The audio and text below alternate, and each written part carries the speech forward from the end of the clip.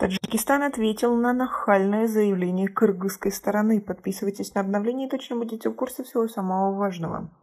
Министерство иностранных дел Таджикистана вызвало на беседу посла Кыргызстана в этой стране из-за высказываний Камчыбека Ташиева, председателя ГКНБ Кыргызстана. 15 сентября Ташиев в беседе с местными СМИ сказал, что ими найдены новые документы о разделе границы, что если Душанбе не откажется от своих претензий, то кыргызская сторона предъявит их в качестве своих территориальных претензий. В сообщении таджикского МИДа говорится о том, что 16 сентября посол Кыргызстана в Таджикистане Эрлан Абылдаев был приглашен в Министерство иностранных дел.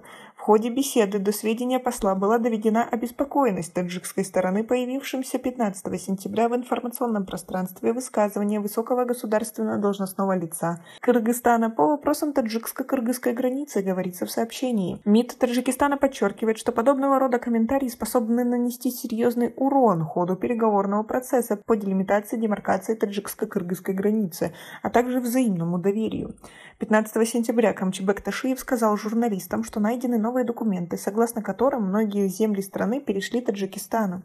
Ташиев, который сейчас председательствует в комиссии по демаркации кыргызско-таджикской границы от кыргызской стороны, не стал уточнять, какие документы были найдены и каких спорных территорий они касаются. Наш сосед Таджикистан претендует на наши территории на границе с Кыргызстаном. Мы ответили, что эти претензии беспочвенны и их не должно быть. Недавно мы нашли новые документы. Согласно ним мы знаем, что многие кыргызские земли перешли Таджикистану. Мы можем обосновать это историческими, юридическими документами.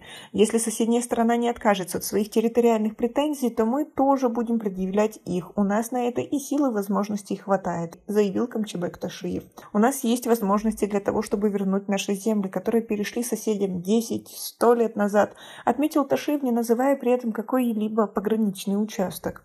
Спецпредставитель Кабинета министров Кыргызской республики по вопросам делимитации и демаркации границ Назирбек Барубаев подтвердил новость об обнаружении документа и сообщил, что они были взяты из архивов. В то же время Барубаев не раскрыл подробности, какие документы были найдены, сказав, что не хочет создавать препятствия во время переговоров. В прошлом власти Таджикистана неоднократно заявляли, что соседний Кыргызстан захватил в свое время таджикские земли. Так, заместитель министра иностранных дел Таджикистана Садик Имами в прошлом году во время короткого брифинга с представителями международных организаций, посольств и средств массовой информации в Душанбе показал несколько архивных карт и сказал, что Ворух никогда не был анклавом. Кыргызская сторона по факту освоения считает эти участки своими. Если обратить внимание на карту, никакого анклава Ворух не существует. Он органично связан с остальной территорией Таджикистана. Начиная с 2002 года Таджикистан и Кыргызстан ведут переговоры по делимитации и демаркации госграницы. В апреле этого года главы обеих республик подтвердили, что по 664 километрам между сторонами достигнуто взаимопонимание. Проблему представляют оставшиеся примерно 300 километров рубежа. В связи с этой неопределенностью между жителями и пограничниками соседних государств за последние годы часто происходили столкновения, перераставшие в вооруженные конфликты. Как вы относитесь к такой ситуации?